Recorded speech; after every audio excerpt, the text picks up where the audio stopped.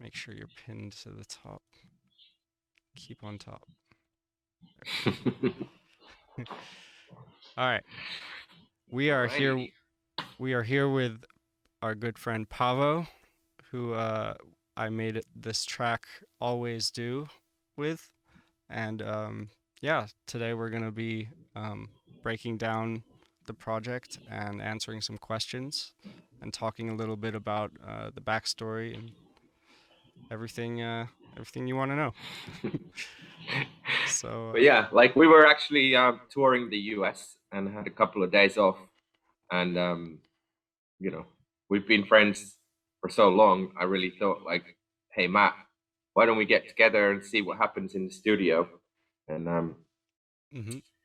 and I also travel with like a little studio with me, and I've been knocking down like little ideas.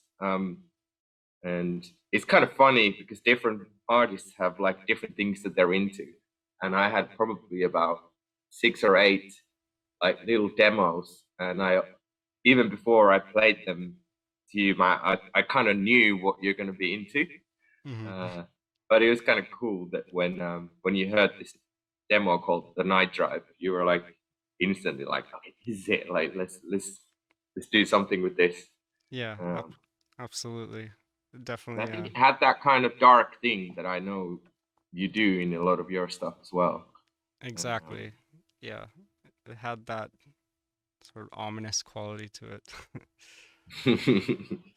But yeah, let's talk a bit more about your setup that you Mhm. brought over here, which I think you were using on the boat that you were um traveling around with, right? It was like a small Yeah. little uh compact setup that Yeah, I actually like really struggled with this idea, like especially like before COVID. Mhm. When we're playing a lot of shows, um, and we're traveling a lot, and if I have like a studio, let's say in London or Finland, I don't get enough time there. And I think to be really good at production, you need to almost do a little bit every day.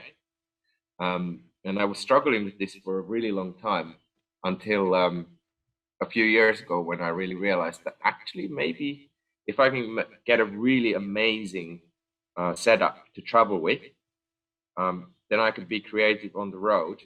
And that was a real breakthrough for me personally, because now I literally can always have a good studio wherever I am, or when I come to someone else's studio, like when we pop to yours, I could then just bring my little PC, my little keyboard that has like all of my sounds, all my projects, everything there, and it just makes it really, really good to be like, you know, um, flexible and in a true nomad sense, be able to work everywhere. And that was actually kind of cool because then I set up my studio at your studio, and then Mhm. you're doing stuff in your Ableton, and I'm doing at the same time stuff for my setup in Studio One. And we were literally like bouncing ideas, so it was like two people jamming, and I think that was really cool. Yeah, it was like we were using our gear like like instruments, you know. You had your setup there and I had my setup here and we just kind of Mm. yeah, it was awesome. But Mm. yeah, let's jump into the track.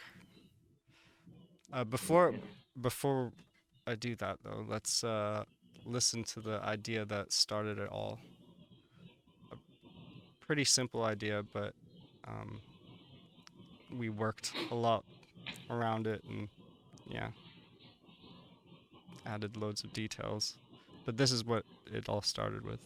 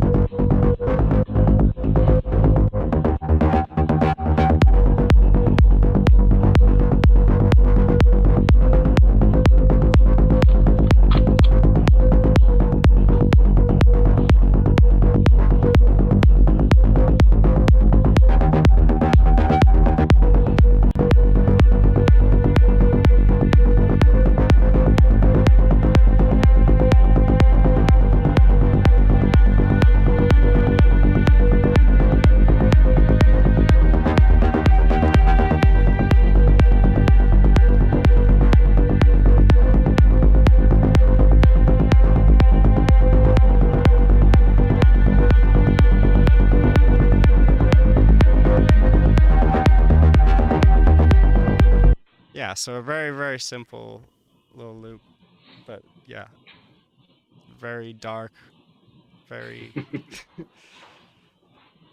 very uncharacteristic for Above and Beyond track, and um, Yeah, yeah. and it was kind of cool having this thing. And I wasn't, I mean, often I end up like making something like this and not being quite sure what to do with it, what to do next. Um, so I've been sitting on this idea for quite a long time before I popped to yours. And then Mhm. it's just really cool to see how you took this and then started building like a groove around it. Like one of the things that was really amazing for me was how you do your effects as well, because like me and a lot of other people use a lot of sample libraries for like swooshes and bangs and things like that. But like you had Mhm. all those audio recordings that you've been literally going around your house, like hitting Mhm. coffee mugs and you know Yeah, chasing your cat and all this and like yeah, it's such a like creative way of like making those noises. yeah, like yeah. A lot of what I do in the most of what I do in the studio is just sound design, making these long audio files of random bits and pieces that I can then chop up and use. Um, yeah, kind of But in like this track, they really added like a like character to it because it's not yeah, your classic Vengeance risers and stuff. exactly. Yeah, definitely adds a unique character. Um, so from there, from that starting loop, I took it and made a little loop of my own, flushed it out a little bit, added some percussion and whatnot, and that sounded like this.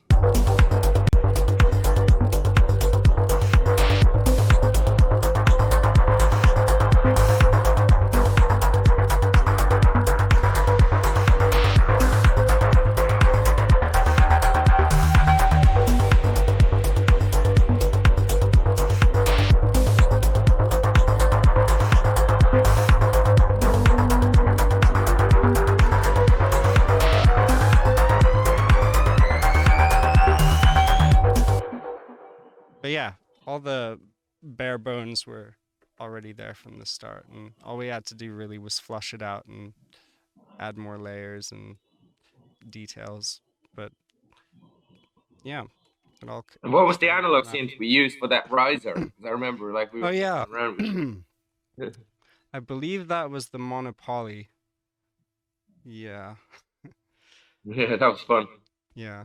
Unfortunately, my it broke shortly after that session, and it's But being now it's repaired. like it served as well. Exactly, it did its purpose.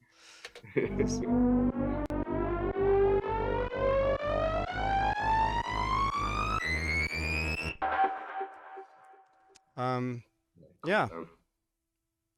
So let's start with, I guess, start with this, the arrangement. What did we do first?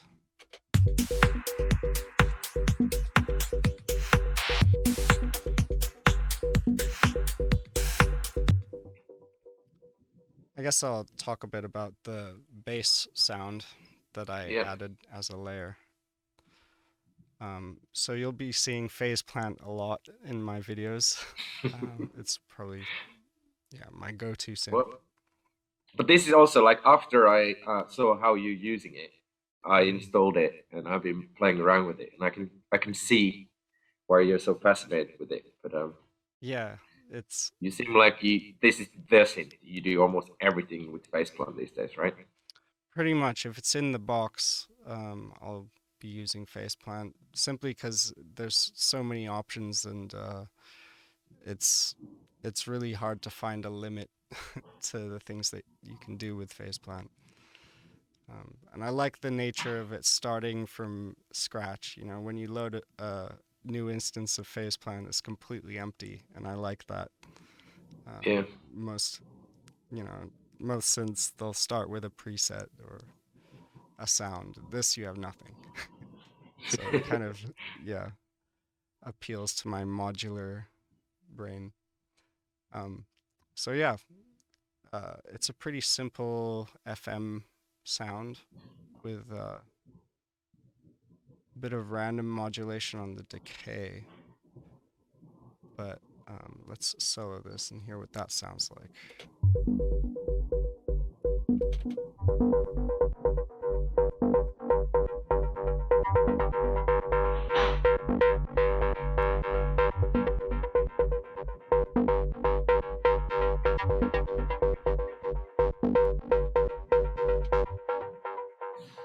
And yeah, really important part of all of these sounds is the movement and the modulation and automation that happens throughout the track.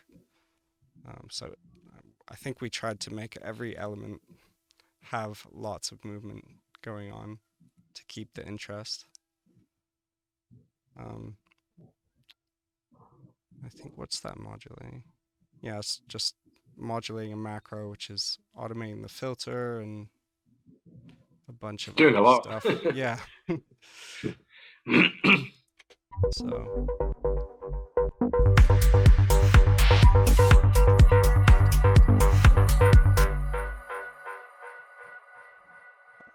and yeah, there's some filters opening up, a little bit of delay. This plugin I use a lot, this prismatic compressor.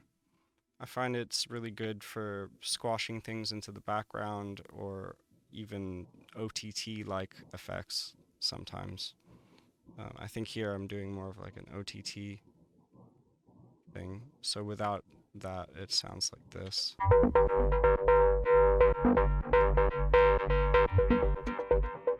I guess it's more of a subtle effect Yeah. there. Some EQ just rolling off the low end. This another compressor, and I really like the Klanghelm stuff. yeah, yeah, really great company. They have lots of great stuff. Yep, some Saturn for a bit of saturation and a little bit more EQ to take away some mids.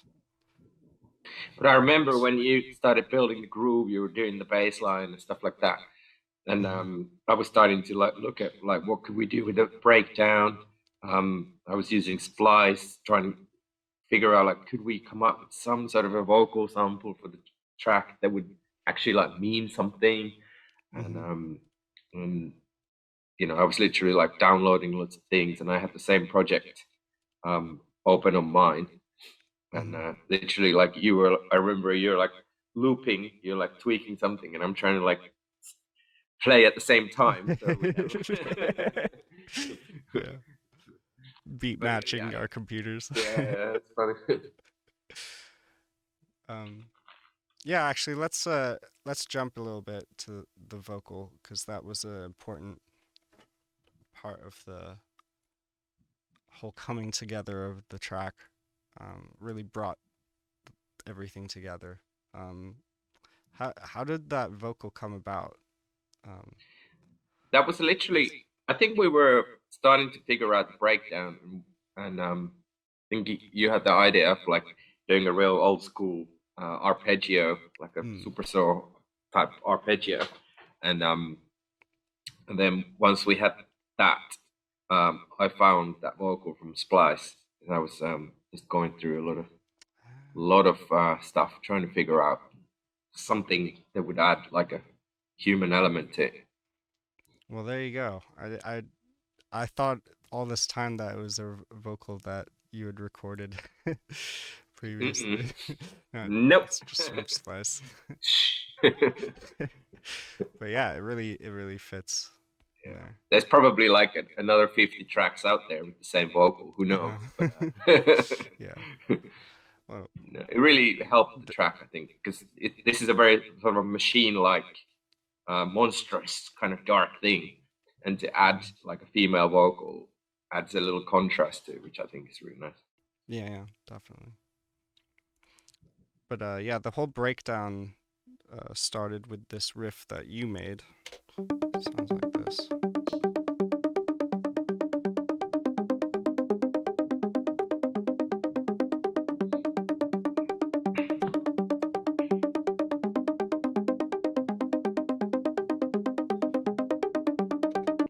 What was the name of the synth that you used for that? So it even says it's from Repro 5. It's like a Prophet 5 emulation. Oh, okay. So there's Sounds that. fantastic. Yeah, yeah, it sounds great. I love the attack on it. It's such a nice transient. Um, the then that's layered with the JP6K, which is a emulation of the classic JP 8000, right? Yeah. And for those who don't know, the Mhm. JP 8000 was like used in almost every single trance track in the late 90s, and it was like the trance synth. And Yeah. when Above and Beyond was starting up, we literally always grabbed that blue synth, and it's been on everything. Yeah. Do you still have yours? I don't like. We have one in London, I think, but Hmm. it's been superseded by a lot of soft synths nowadays, Yeah. and especially for me, like right now, I don't have any real hardware because I'm literally having to pack my studio into 23 kilos so I can fly around with it. Hmm. Do you find that quite liberating? I really do actually, and it's good to have like focus on a certain thing. Like in my case, it's like making sure that my software environment is like absolutely as good as it could be. Um, if I have a big studio and a lot of synthesizers, I find that I spend quite a lot of time like messing around with these, you know, synthesizers in the studio, or like it's harder to have that like laser focus on things that really matter. Mm. And also there's something liberating about working on like really tiny speakers, for example, because you're not focusing on necessarily just purely how good things sound, but what's it doing. So Right. so somehow it's easier because I'm maybe quite a perfectionist about sound. I can sometimes like stop being creative if it's not like perfect. Yeah. But if it's coming out of a little small laptop speaker, Yeah. I don't spend any time like worrying about those things. That can be really liberating, I think. Absolutely. Yeah. Recently, I've been doing much more sound design on tour, just using my laptop speakers, and because at the end of the day, you're gonna get an emotional response to sounds or music, whether it's on um, small speakers or big speakers, as long as it's uh, good and humanly relatable, you know? Yeah. So that's all that matters. Um, where should we? Oh yeah, there was this little bit that led into the breakdown that I really liked. This.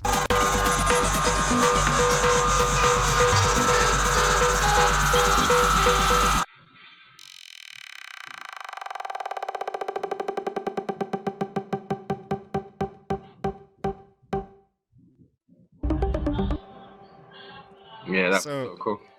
so in order to do this, what I did is recorded the entire start of this breakdown.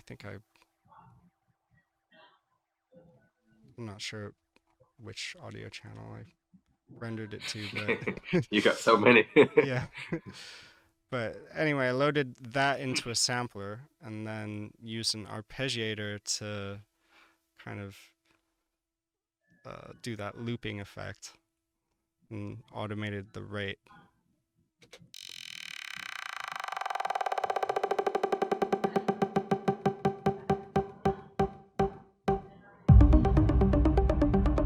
Yeah, it makes a really nice, smooth transition. Um, yeah, I like adding little things like that in tracks to give it those Yeah, and it's funny, moments like that. well, a small. It's not a small, but like a sound like that, just one sound can add so much character to a track. Because I think that's quite a big moment in this one. Yeah, yeah, And definitely. It sets the scene sort of. mm. Um,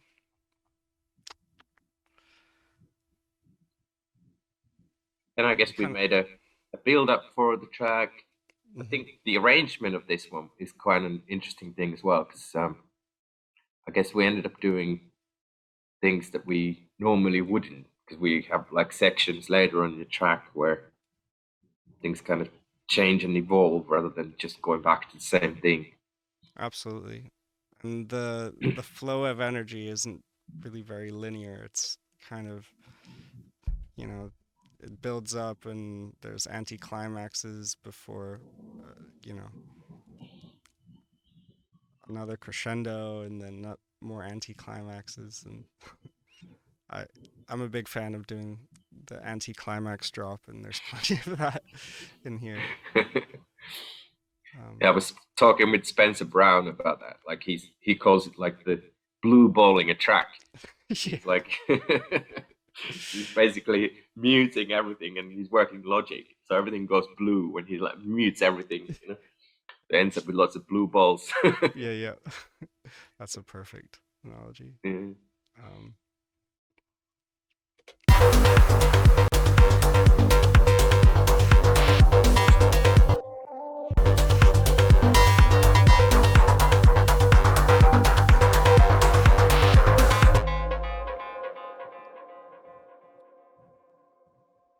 so for the sub, it's just a simple sine wave and a saw with a bit of filtering and a little bit of saturation, and that's it. Um, that's all you really need for a sub most of the time. If you have a good layer with a lot of harmonics and uh, movement, then you don't really need too much going on in the sub, I find.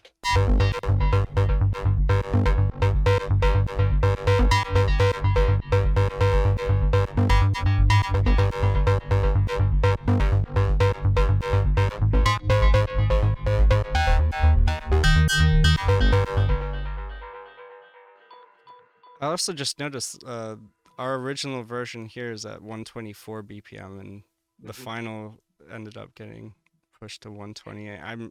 I'm glad it did because I feel Yeah, I remember like like at the time Tony was working on the set for our ABGT in London, and mhm, he really loved the demo, and he's like, oh, hang on, like where I want to put it in set, like if I'm gonna pitch it up to like 128, it's out of tune. Like, and he's like, mhm, any chance you guys can make like a slightly faster version for this set? And I remember like you'd send me the stems, and I had it in Finland, and I literally like speeded up the audio, and I tried using like different ways of speeding up the audio. mhm, Um, but then I ended up using Isotopes RX for um, for like changing the tempo. That gave like the best result. But actually, I think the final 128 version sounds really good still. Like I'd yeah. never know, you know. I always thought that you had like taken all the drums and pitched them up, but then taken all the melodic stuff and like time stretched it so it stayed in key. But Yep. I'm amazed that RX did that. Like Yeah. it made it sound like it was originally at that tempo. That's crazy. Um, But yeah, that's an interesting one, like tempo in records, because like this record at 128 that we're listening to right now, like if you didn't talk about tempo, I wouldn't even know. It's only in the context of other things that the tempo starts becoming a thing. Um, and exactly. you can have like a really fast sounding record, like 120, with a lot of energy and everything, or you can have something really deep at 138 that sounds really light. Hmm. And yeah, over the years, there's been this sort of fascination with the BPM number, but it somehow feels a bit irrelevant when you're working on a track. Hmm. Going back to the whole discussion about pitching up tracks when you play them, do you generally avoid using the master uh control on the CDJ to make it. Well, we've been talking about this for years, and like I would always not use it if I could avoid it. But quite recently, I think the algorithms are getting better, and it depends on the kind of a set that I'd be playing. If I'm playing like deeper stuff, um, I'd be way more inclined to use the master tempo because also a lot of deeper records have a lot of more melodic stuff at the beginning and the end. But if I'm playing a bit more high energy, those records tend to be like more DJ friendly and often don't need that so much. So you know, I have this love and hate relationship with the master tempo on the CDJs because it's so handy and it's nice if things are in key, but it really still like messes up with the transients of the record. Yeah. And I guess in especially in like more high energy stuff, so much of the energy comes from like tight transients and the punch of everything that if it's kind of chewed, I don't like it. Yeah, yeah. I used to be like in the other camp about it, like, it doesn't matter. I'm just, you know, playing it on a club, so I'm smashing it out at like however many dB. It doesn't really matter. But now I'm like, okay, I really, I need every detail to be perfect, you know? Yeah. But it's interesting. Like I had a moment.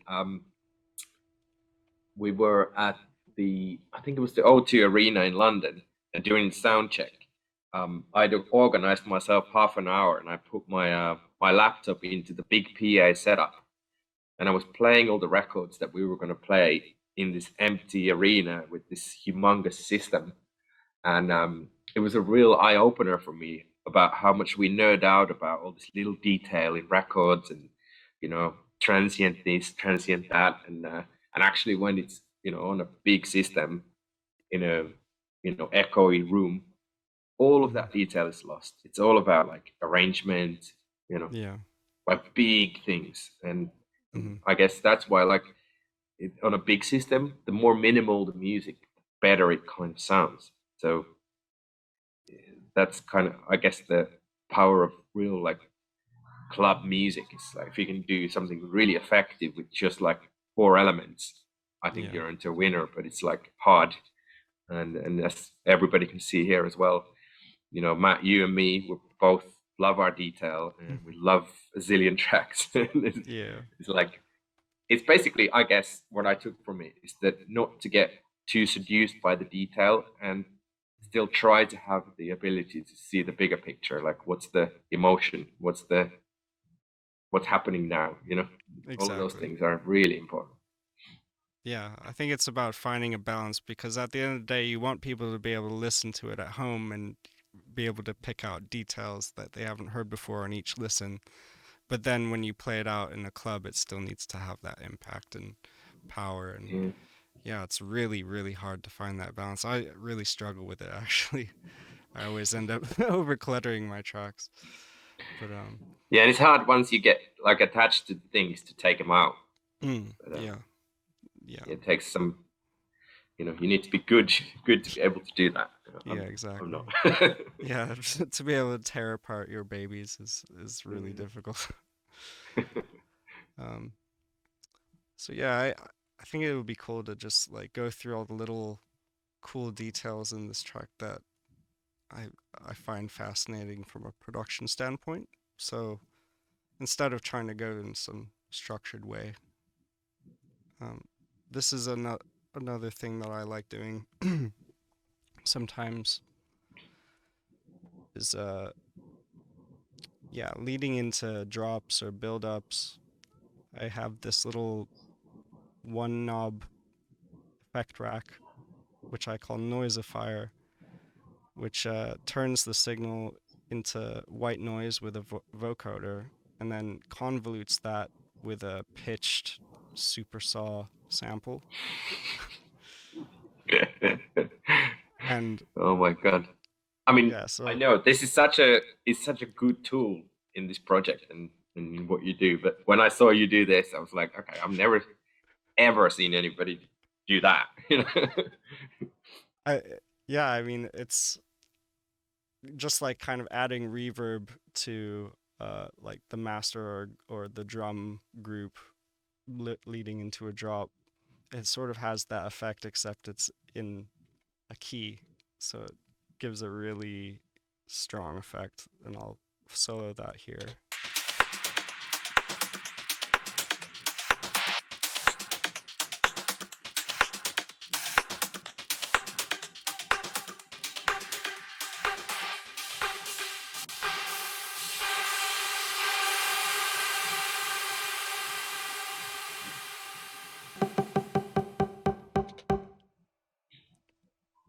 Yeah, that happens again over here. But yeah, that's an important part of this track as well, because um, yeah,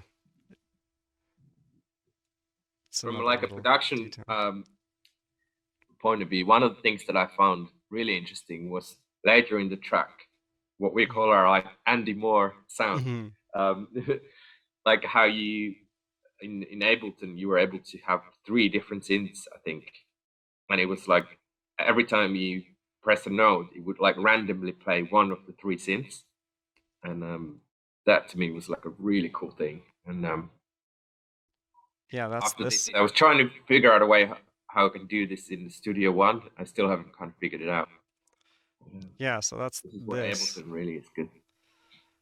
So I have this effect or instrument rack with an instance of phase plant just with a sine wave, and this uh, sample that I just sampled from an iPhone text sound,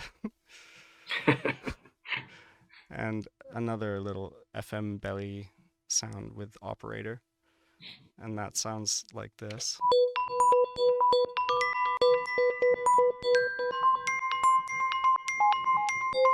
Oh yeah, and that's being randomized by this macro randomizer that I made. And yeah, shameless plug, you can go and buy this. uh, Did you and make your own little plugin for Ableton Basic? yeah, yeah. Nice. Coding Max for Live patches is a whole nother wormhole that I love going down. Uh, yeah, I'll make another video about that one day. But Cool.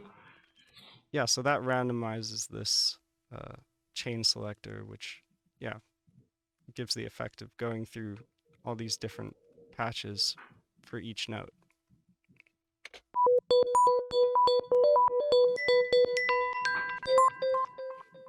And yeah, we call it the Annie Moore trick because Annie Moore, if you don't know, is a great trance producer, um, huge influence on me and loads of other people.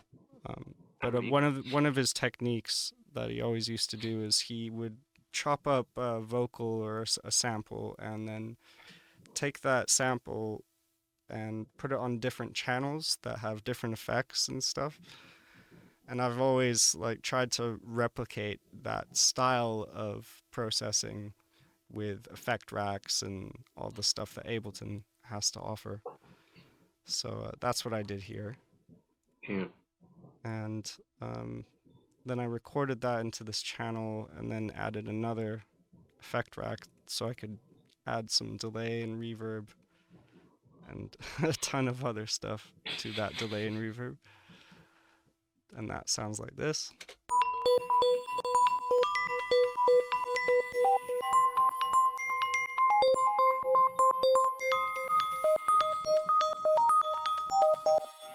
So, yeah, such such an Andy Moore sound.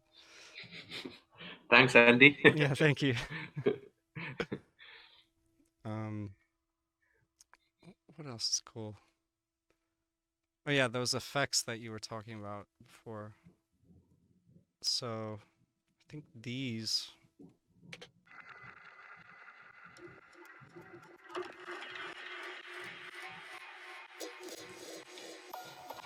Yeah. It's just funny to think of you like going with a drumstick around your kitchen, like hitting things. Yeah, yeah, yeah. I think I just took a bunch of Foley recordings and then ran that through some granular synthesis plugin and um, bunch of effects and different types of distortion and more delay and more reverb and more compression. Um, yeah, it's crazy how much goes goes into just these tiny little effects. Like it's constantly resampled and resampled until it's in this stage, in this uh, finished product.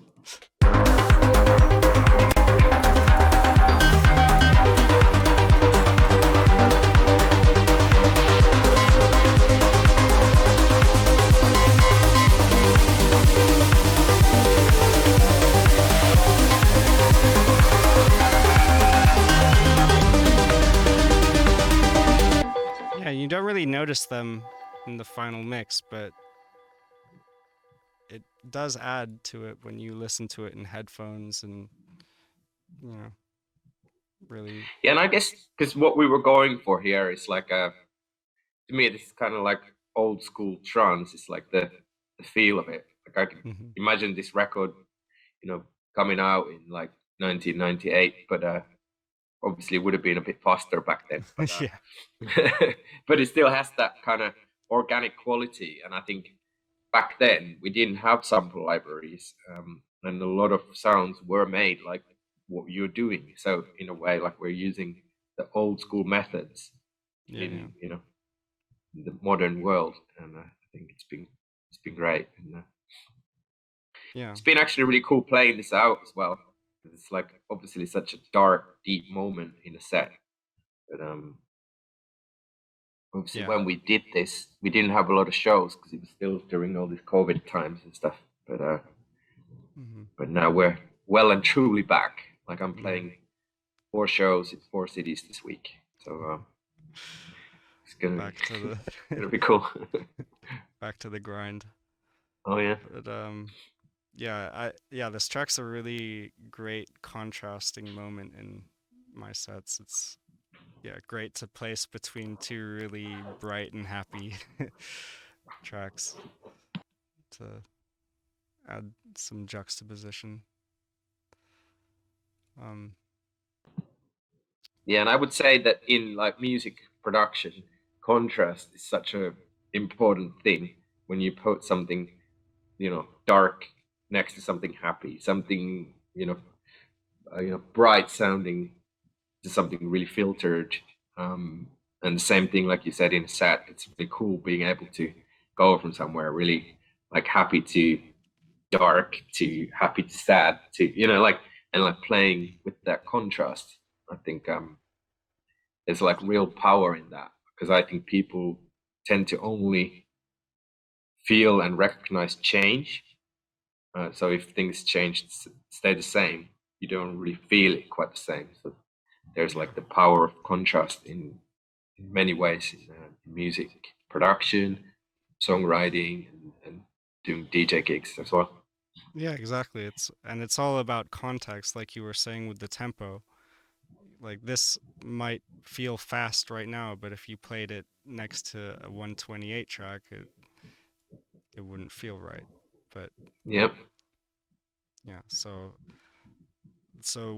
when a moment in a track is big, it's only because maybe a moment before is slightly smaller, or because the the energy before it is contrasting to that, and that's you know it's the illusion of scale. But um, you know what? I've just mhm. literally looked at the time, and we have pickup to the airport. And I Ah, still have to pack my Nomad studio so that I don't miss my flight to Texas. Um, well, in that but case, um, yeah, thank you for joining me in this little breakdown. But let's see if we can do another recording at some point in the future with the questions, because I've got a yeah, few that we can maybe yeah. we can Let's leave it out. do that. I'm obviously gonna be um in my hotel this evening, Mhm. so we can do like part two, the questions. Yeah, yeah, yeah. That'd be good. But yeah, sorry, it's just yeah, I really gotta actually catch this flight, and Yeah, no worries. Thanks for uh, jumping on so early before your flight. Appreciate no, it. it's good. This is really cool. I think it's gonna be Yeah, interesting for people as well. yeah, definitely. Cool. Recording. There we go. All right, we are back.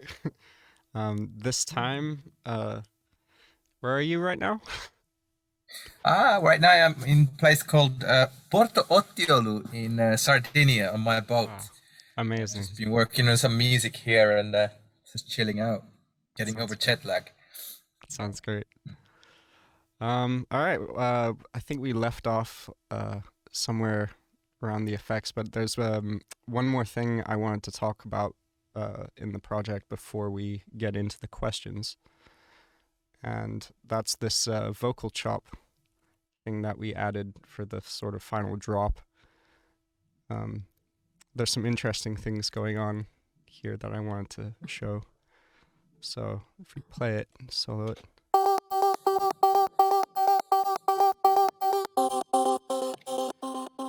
It sounds quite different when it's soloed because there's some routing, interesting routing going on here in this Yeah. plugin.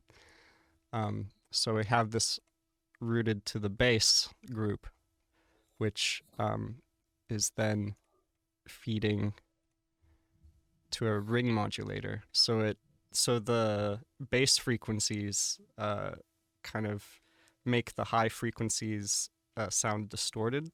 It's kind of like a fake distortion effect that I really like to use. And together, It's really cool idea to do that, and added so much more character to the sound. I thought as well.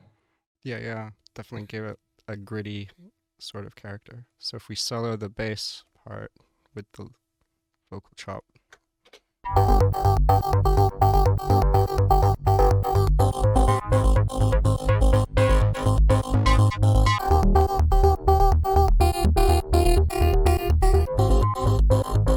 Oh, hold on. I need to pin you to the top. Uh, there we go. Yeah. You can also start your video, I think, because I'm not seeing your screen yet. Oh yeah. Um, Just because it's more interesting, I want to see what yeah. it's done. Let me bring that view back. Where is it? Participants. I don't think I can use my video on two apps at once. That's why, because I'm. Oh, don't worry. Because This I'm is on so a. cool. I don't need to see. I just thought if it was a simple start Okay. video thing. Yeah. Cool. Yeah. So apart from that, there's also some bit crushing going on, which the frequency is being automated, which is creating a sort of weird formant shifting type effect to my ears, anyway.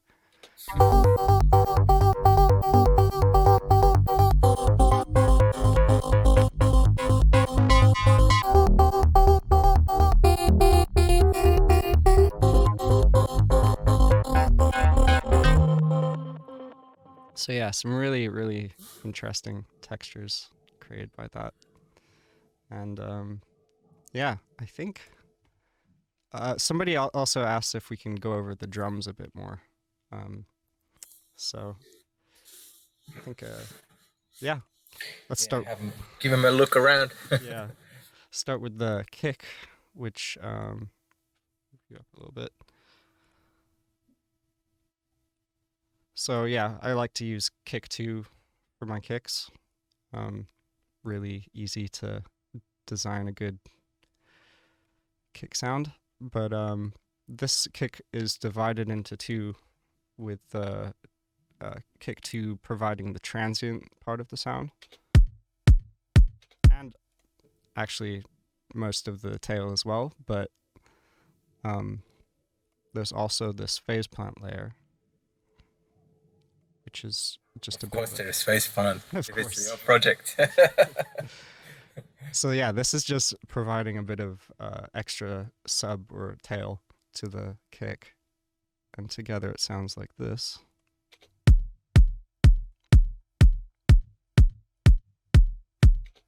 It's subtle, but it definitely adds a lot of roundness to the kick. And then with the claps, um, also face plant. So yeah, this is just a little clap generated by some white noise, or not white noise, some, what would you call this kind of noise? It's like a pitched noise. So yeah, just a really simple sound. One is like a smooth noise uh, generator, and one's like a stepped noise generator, and then together, just a really short decay, and um, yeah, it sounds like this.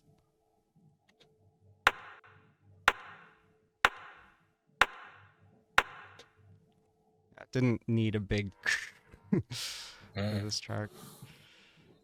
And The then bass is so heavy, it's like good to let it sort of roll by itself, I think. exactly, just need a little tick. And then there's some other layers of claps layered on top. Or is it, yeah, just reverbs, reverb tails on some of them.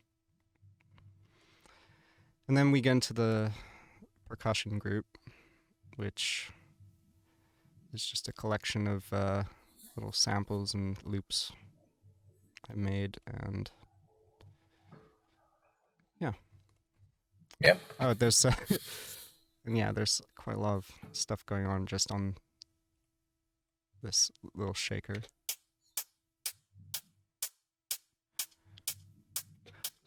Yeah, putting a phaser or a flanger on a hi-hat is a pretty common technique to get things moving so that things aren't so static in the high end, because that can be a problem with dance music, where Yeah. because you're dealing with electronic samples, it's very repetitive, and the ear likes to pick up on a little bit of modulation or variation throughout the track to keep the interest. Absolutely. And yeah, just some effects and stuff to fill it out, and some more loops.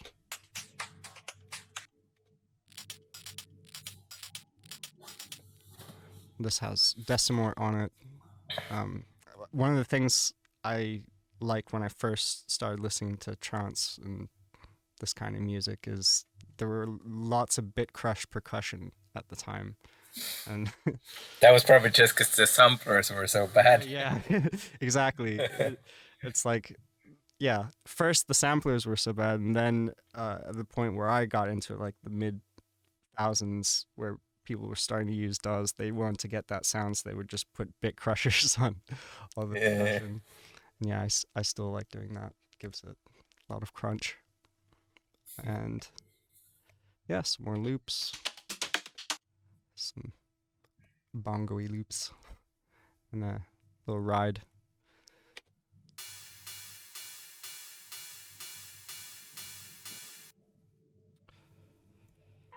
And yeah, that's it for the drums. I think we can get into some questions that I was sent. Yeah. All right, so Morty asks, how much luck do you think is involved in breaking out as a music producer? Alternatively, how much time do you guys spend producing music before you gained recognition and began signing to labels like Anjuna? This question is more directed towards Matt, since I know Paavo's music was already being featured on Radio 1 stations like BBC One and whatnot. I'm hoping this reaches you before tomorrow. Thank you very much. Yeah, let's cover the first part first. How much Yeah. luck do you think is involved in breaking out as a music producer? I would say, at least from my perspective, there's definitely an element of luck with everything. But I think I studied actually music business, and I realized how many amazing musicians don't get a break in the industry, or if they do, they have a very short career. And to actually like manage the starting kind of music producer career, I think there's one thing about making sure that the music is right, but then it's also how do you get it in the right hands, and that those things really affect where it ends up. Who hears it and who does it get it from, and all that kind of stuff. And I think that's not luck, but it probably plays an almost bigger part in the success of something new rather than just pure luck. Just what I think. Yeah, definitely. But I think it's more to do with luck now because of how saturated things are. When I was starting out, nobody was making electronic music, or at least kids weren't, and it wasn't really popular. But now, because it's had a sort of wave, it's really hard to get noticed, I think. It is. I mean, it always has been, and right now probably ever even more so. Definitely. And the second part of that question. I mean, I guess this applies to both of us. How much time did you spend producing before you gained recognition? Yeah, well, I started making music with computers when I was around 10, and I guess it took maybe about 12 years or so until things started really happening for us as Above and Beyond. I was obviously doing some pop music and things like that before, but I would say that it's about a decade for me. Wow. Yeah, for me it took from starting producing about in 2002 to getting signed by Anjuna in what was it, 2008. So that was like 6 years. Obviously, things were a little bit different.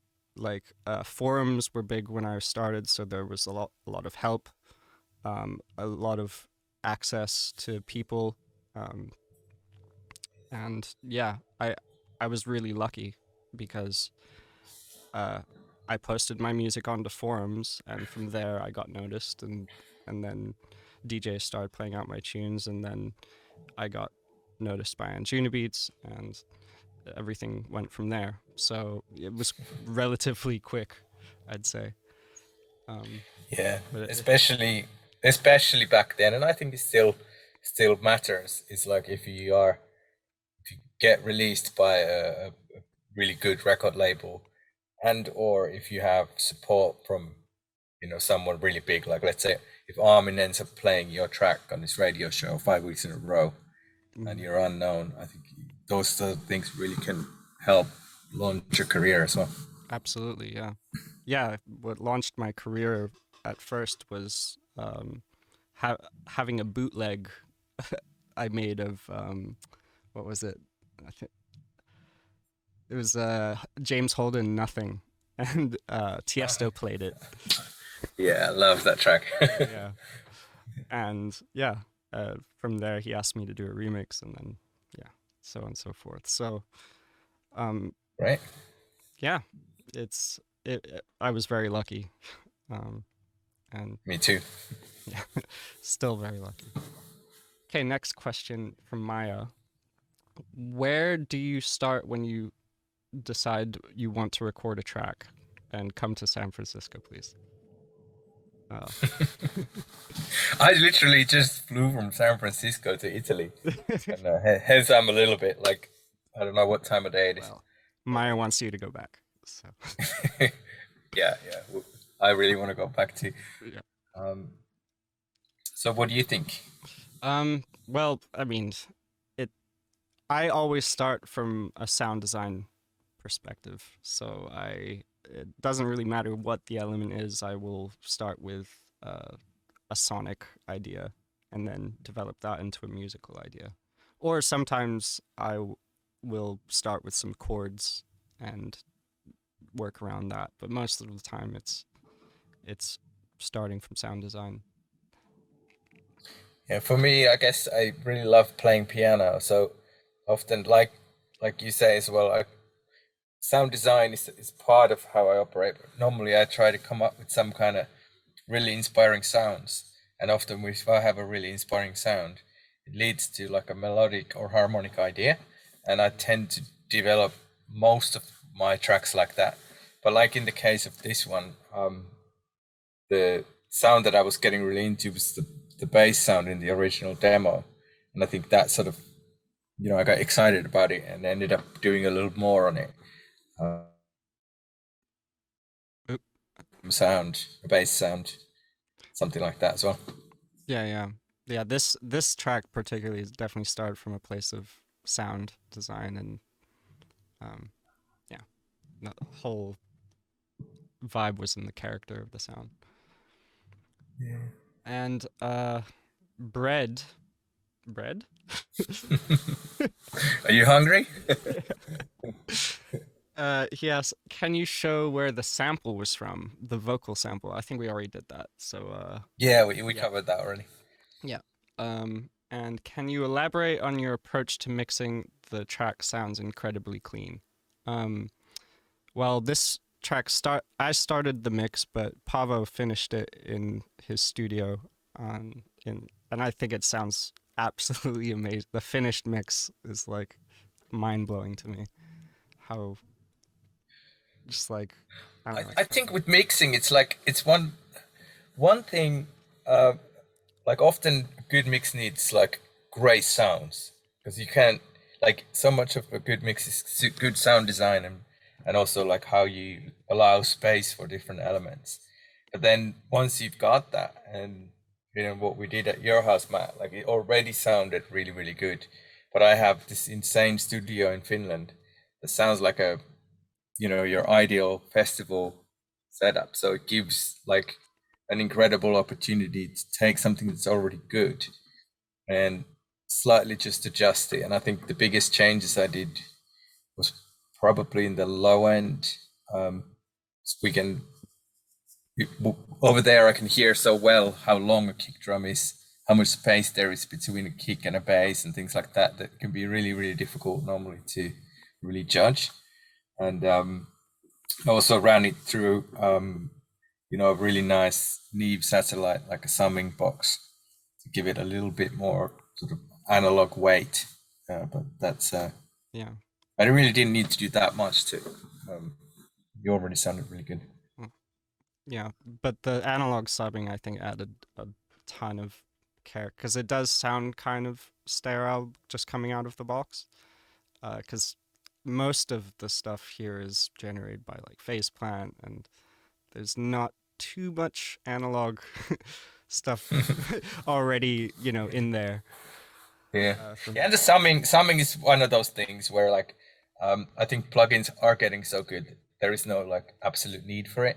But every time I've ran something through my setup in Finland, I prefer it over the in the box one. So it's a subtle thing, Yeah. but I love it. Yeah. I use in the box fake analog summing by Satson. Yeah. I use Britzen and Britzen and Yeah, I've seen that. Sonymous, good. Britzen and Satson. Okay. It's really good actually. It's I mean for the cost versus the sound, I think it's great. Yeah. It's never gonna be exactly like analog summing, but yeah, it does the trick. Yeah. But my approach to mixing, I think a lot visually when I mix, and meaning like I think about how I would place things in a image because my family's comes from artistic background as well as musical, and I was brought up with painting and all that kind of stuff. So I apply those types of methods and thinkings to music to mixing, especially when it comes to like placing things in a mix, like using. I made a video about it. We'll put a link in the bottom that explains Yeah, and it it's better. that But the whole like in paintings, you're dealing with light and your light and shade and obviously color, but in the same way, I really think in a mix, people often think that to make something brighter you add treble, but often it can be more effective to make other things a little bit darker and allow something to be brighter. That's like that sort of contrast between the dark and the bright, same way visually and in audio as well. Exactly. Yep. So next question. Chris, or sorry, Chill Phil from Twitter is asking, I would really like to understand how you guys select drums and percussion and how to make them sound cohesive. The tech trance style drums always mesmerize me. Well, for me, most of the drums on this one were yours, so yeah, all the drums in this one were mine, but for me, it's a really random process because I will, spend most of my time making loops that I don't know what the context will be. So just by that, it adds interest and stuff to the percussion because I'm not making it for any particular track, and then I just drop it into a track, and then there's little bits that just fit, and or a lot of the time it's like a long loop that I can just select parts of the loop from. Like this is probably one of them. Yeah. So yeah, it's just a random process for me of throwing things at a wall and seeing what sticks. Have you messed around with XO? What's that? It's basically something that's totally kind of changed how I pick drum sounds. Oh yeah, I think. And it's like scans your whole sample library, and so you can have a pattern like a hi-hat pattern, and then you can see a map of all your samples and literally just keep scanning through the hi-hat sounds until you get one that you really like. And for me, coming from a background where I'd have like folders and folders of samples, and then I'd get a sound that's almost right and then try and like EQ it and change it to be perfect. I find that it's actually way better like this way to pick absolutely the right sound so that you don't need to do much to it. Like somehow it feels like, it's a much more effective way to get good drum sounds. But if anybody hasn't checked out XO, check it out. Yeah. Yeah, that plugin is amazing. I tried it out a little bit. It doesn't really work with my workflow, but it's pretty promising, the capabilities. Yeah, it automatically detects which, like it categorizes your samples into like timbres and different types of sounds automatically. It's pretty amazing. Next question from Ebe. What are some pitfalls you see young aspiring producers fall into early on? Well, I've seen a lot of people like focus a lot on getting like the drums and the bass, and getting the song like technically like really good sounding, and forgetting that actually the core of the song is in the music and the arrangement, and somehow like if you have a song that has a really strong melodic hook and a real feeling, but it sounds technically bad, I would always pick the technically bad one over the one that's technically perfect but a bit soulless. So yes, that's one thing to really like try and focus on the feel of the thing, because that's ultimately what people experience. Yeah, I'd agree. Yeah, people do tend to focus more on like how clean their mixes are rather than like how much feeling is in the track. And music is all about wrongness. The best the best music always is wrong. So yeah, I agree with that sentiment completely. And I mean, I've definitely fallen into a lot of pitfalls as when I was. I mean, I still do. And me. Yeah, yeah. But yeah, generally, like speaking, it's like when you the pitfall I see a lot is like when you get a little bit of success and then you kind of forget why you liked making music in the first place. I think that happens to a lot of people where Yep. you get very confused all of a sudden about what you're supposed to be focusing on, and then it takes a little while to get back into it, or some people just end up getting lost, which is really sad. But yeah, definitely. Sometimes it's even good to get a bit lost, because when you then rediscover things, you can maybe find some new ways of understanding stuff. Yeah, that's true. Absolutely. Um, what can we expect to? Oh, Arrows Cortido says, "What can we expect to see at the Gorge if there will be a new mix to the song? Also, what inspired the making of the song?" We already covered the second part, but I don't know if there's gonna be a new mix. That's a good idea.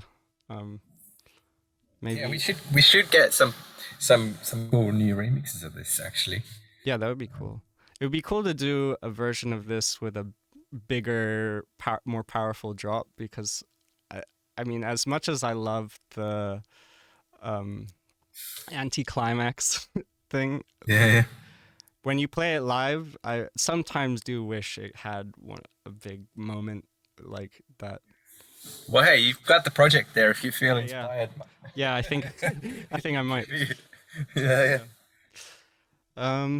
Great. I think we're almost out of time on this Zoom call because neither of us have a pro account.